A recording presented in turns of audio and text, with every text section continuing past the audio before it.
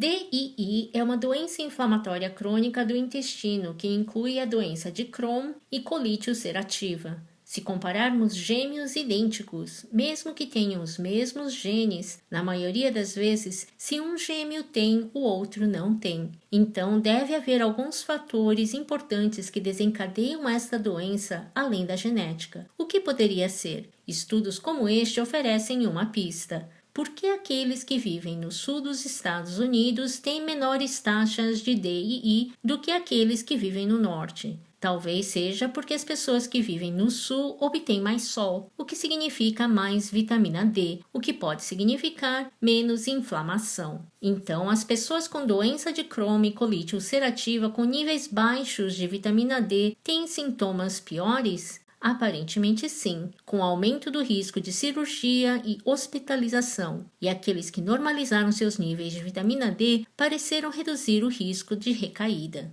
Mas, ao invés da vitamina D levar à melhora da doença de Crohn, talvez a melhora da doença de Crohn levou à melhora nos níveis de vitamina D, porque se sentiam tão bem e saíram mais de casa. Não podemos dizer se é causa e efeito até que se ponha à prova. O primeiro estudo piloto tentou 1.000 unidades internacionais de vitamina D por dia e não viu qualquer mudança no índice de atividade da doença de Crohn, embora em 6 semanas pode ter havido um ligeiro aumento na pontuação de qualidade de vida, mas mesmo isso desapareceu no final do ano. Resultados bastante decepcionantes, mas talvez eles não usaram o suficiente. Que tal cerca de 1.200 IU, unidades internacionais por dia? A taxa de recaída pareceu ser cortada pela metade, embora houvessem poucas pessoas no estudo para alcançar significância estatística. Que tal cerca de 2.000 unidades internacionais de vitamina D por dia? O vazamento intestinal, chamado de permeabilidade intestinal, continuou a piorar no grupo do placebo, mas pareceu se estabilizar no grupo da vitamina D. Mas apenas aqueles que atingiram níveis sanguíneos de mais de 75 nanomoles por litro pareceram ter uma redução significativa na inflamação. E de fato, se você começar com 1.000 pacientes da doença de Crohn e em seguida subir o nível de vitamina D até que eles alcancem este nível sanguíneo, você pode obter um aumento significativo na qualidade de vida